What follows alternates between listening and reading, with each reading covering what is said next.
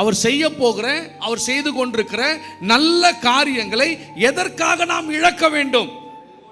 காசு கொடுக்க போறோமா, பணம் கொடுக்க போறோமா? ஒண்ணுமே கிடையாது. எல்லாமே இலவசம். 3000 ரூபாய் பொங்கலுக்கு கொடுத்தாங்கன்னா, வெள்ளம் வந்தால் 5000 ரூபாய் கொடுத்தாங்கன்னா, அதை வாங்குறது எவ்வளோ ஆர்வமாக இருக்கிறோமோ அதை விட ஆர்வமாக கர்த்தருடைய ஆசீர்வாதத்தை பெற்றுக்கொள்வதுக்கு இருக்கணும்.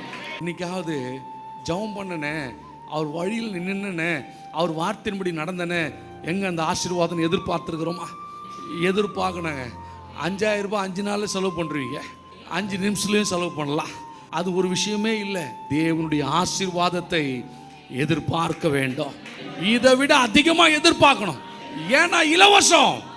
அதுக்காக எதுவும் செய்ய வேண்டியதில்லை.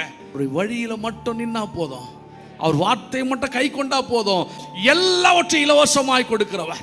ஆனா அவர் அதை இலவசமாக கொண்டு வந்தாருன்னா இல்லை, அவர் அதற்காக ஒரு விலையை கொடுத்திருக்கிறார்.